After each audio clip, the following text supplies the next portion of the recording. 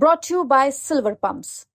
Top quality और consistent performance के लिए सिर्फ सिल्वर पंप नाम याद रखना। सफलता तो मेहनत ही मांगता है, कितना भी मतलब शॉर्टकट की नहीं होता है कभी भी सफलता का। 6 घंटा लग गया, कभी 10 घंटा भी लग जाता था पढ़ने में। अपना मम्मी का था कि हम पढ़ रही है तो काम वाम नहीं करवाना है, जैसे डीएम बनना है आगे जाके, कि डिस्ट्रिक्ट के लिए कुछ करना है, लड़कियों गर्ल्स के लिए। बिहार इंटरमीडिएट परीक्षा के परिणाम घोषित हो चुके हैं और सारण जिले के गांधी स्मारक उच्च विद्यालय की बच्ची आरती पूरे बिहार में आर्ट्स संकाय में तीसरा स्थान प्राप्त किया है। इस वक्त आप देख सकते हैं कि आरती उसी स्कूल में मौजूद है जिस स्कूल से ने पढ़ाई की है।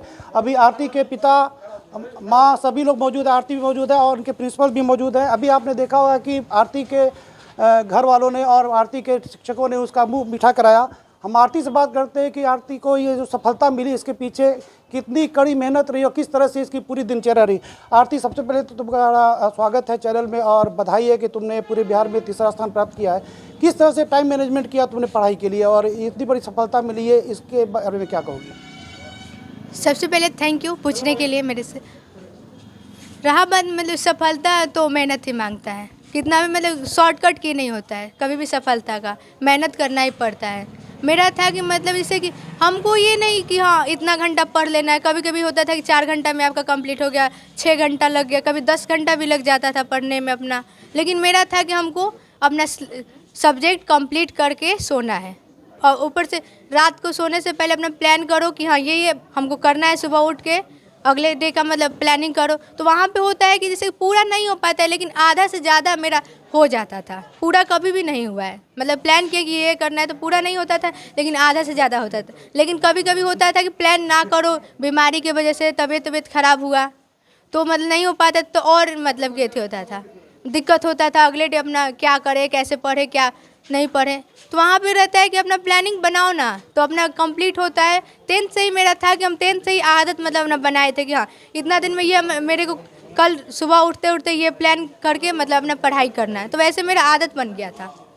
ये बताओ कि तुमने तीसरा स्थान प्राप्त किया है पूरे बिहार में और जिस तरह से तुम्हारी पढ़ाई चली और तुमने तैयारी की, क्या उम्मीद था कि इस तरह का परिणाम तुम्हारे साथ हो आएगा? जी, जैसे एग्ज़ाम गया था एकदम खुशी खुशी आओ, जाके एग्ज़ाम दे के आओ, खुशी खुशी एकदम बढ़िया से लिखो। तो वहाँ पे एक्सपेक्टेशन तो हो ही जाता है कि हम मेहनत किए हैं, मेरा कॉन्सेप्ट क्लियर है, हम मतलब पढ़ा सकते हैं बच्चों को। तो वहाँ पे था कि हाँ एक्सपेक्ट तो था ही, 10th से ही था, लेकिन 10th में नहीं आप हो पाया, लेकिन इस बार हो गया। टॉप करने का उम्मीद था कि 1 to 10 में आने का उम्मीद था? मेरा था कि जैसे टॉप 10 में आने का उम्मीद था। तो टॉप 3 में तुम आ गई। जी। ये बताओ घर वाले ने किस तरह से सहयोग किए?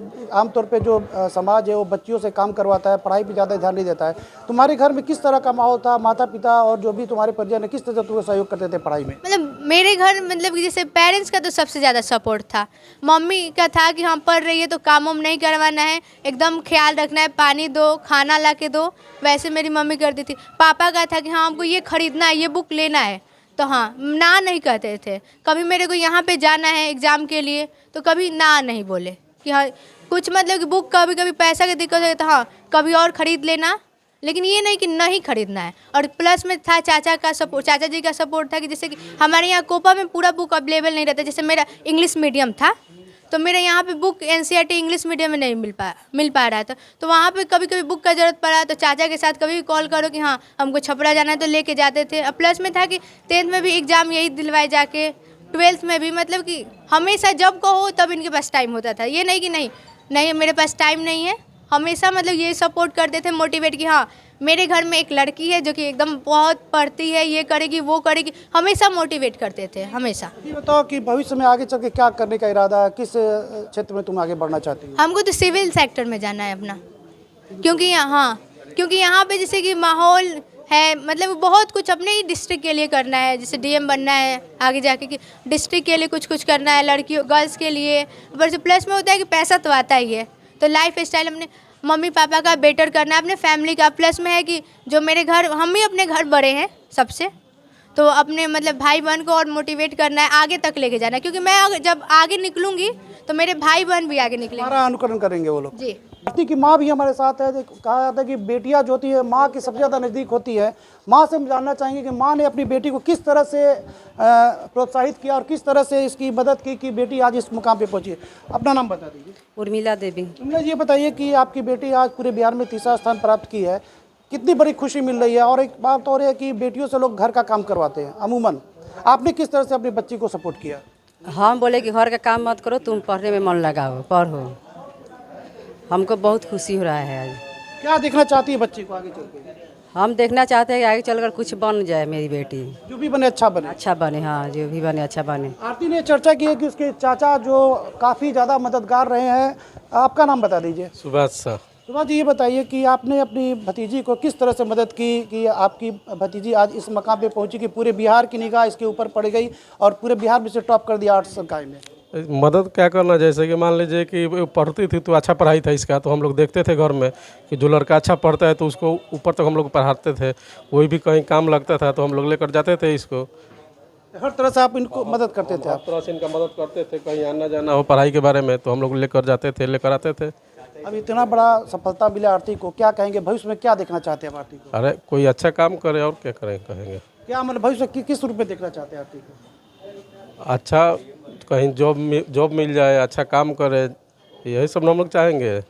ये आरती के परिवार वाले थे। इस समय हम जिस स्कूल में आरती ने अपनी शिक्षा ग्रहण की है उस स्कूल के प्रधानाचार्य हमारे साथ हैं। उनसे हम बात करते हैं कि आरती किस तरह की बच्ची थी और किस तरह से पढ़ाई करती थी और आरती की जो सफलता है किस तरह से अन्य बच्चों के लिए प्रेरणा बन सकती है।